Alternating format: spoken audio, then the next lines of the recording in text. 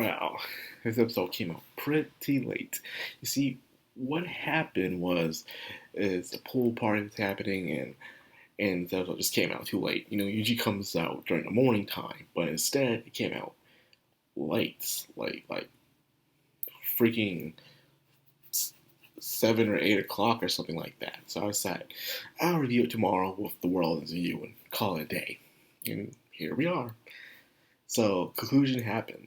Um, a lot of resolve, a lot of face value, self-reflecting, you know, not abandoning your past, but moving on from your past, learning from your past. Don't let your past define you. Don't let it make you. Of course, the good old acceptance and weakness. For with weakness can also come strength. All those good shonen tropes that we get in Shaman King. Well, first of all, seems like the not important matter that happened with Pyron's master being one of the final corpse guards who was actually in a younger body, but despite that, he lost the master. Well, he lost the Pyron anyways. It's kind of weird. It's up and down, where Pyron was able to defeat his master in a very stronger body. But that's probably because of, good and evil and stuff like that. Because other than that, Pyron just gets bodied. He literally just gets bodied every other time in the series. He'll have his good points here and there, but trust me, this dude gets bodied a lot. It depends on the opponent you're facing. Sometimes you have opponents with strong Furoku or good experience, but all determines who you're facing. One person can beat this person, but doesn't mean they can beat that person. It's like rock, paper, scissors sometimes when it comes to Shaman King. It all depends who you're facing, conditions, all that stuff. Well, anyways, I spent too much on that. It's very important. Important thing here is to talk with the father and how he can't move on from his past.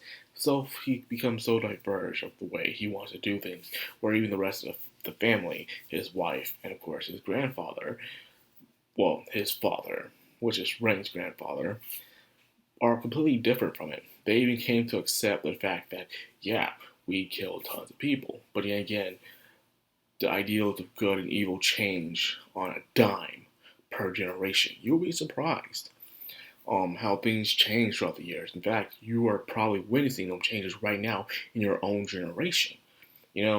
Back in the day, killing tons of people and doing all this was probably seen as good in the eyes of the people, everybody else. But now in today's age, doing all that doesn't seem okay. It all determines on the time of age you're in.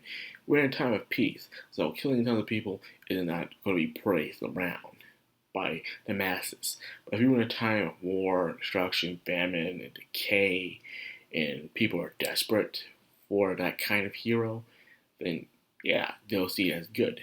You know, for instance, we people in America, we are different. In fact, if anything, I was once told by someone in a community college that Americans, our ideals of good and evil, and our morality changes on a dime too much that it's kind of scary. Which I can see that. For instance, 10 years ago, something we thought was cool, that was amazing, is probably not okay after those 10 years, which is now. And then same thing where 10 years later on, from here right now, the thing we think is okay is not going to be okay. I bet you right now all the stuff that we're thinking is good, all the stuff we're thinking is evil or bad, it's going to switch just like that on the next generation. But why is that? Why is that? It's determined on our culture, our traditions, our morals, our structured foundation that we have. The Tao family had their foundation, and they couldn't move on from a different foundation. They couldn't change with the world itself, and because of that, they were too stuck in the past. Same thing with us, saying certain words be okay then, and it'll be okay later on. Liking this person or doing this or that can be cool right now or bad right now, but it could switch just like that later on. for the better or worse. You can't stop progress. That's just how it is. And of course, the last thing I want to talk about is Wolverine and how he accepted that he is weak. The entire time he would uh, go on how strong and powerful he is. But now he has come to terms that he is weak. He is weak because he is ignorant of the world and everything else around it, you know? His bubble was so small. Now that it's been popped, he will finally be exposed to the world like a newborn baby, in a way. And that's just how it is. And of course, he won't admit it to most people, but he knows it, and they know it as well. It's just a child thing. He's still a child. Makes sense. Now he'll be able to move on and learn and to do and experience different things now that will affect his character and see how he will change towards the end game. So I guess I can't wait to see that. And that's pretty much it, man. That concludes the last chapter on this saga. This was pretty much the starting saga. You get to know most of the main characters of Shaman King, and then later on it'll come along. So until then, the next stage of Shaman Fight starts next episode. So yeah, there goes that.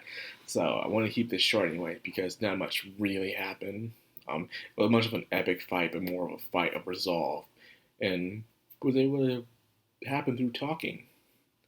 Well, anyways, that's what I got for this video. I hope you guys enjoyed it. If you did, like, comment, subscribe, and of course, hit that bell icon. This has been Madcrownxox on Anime, signing out.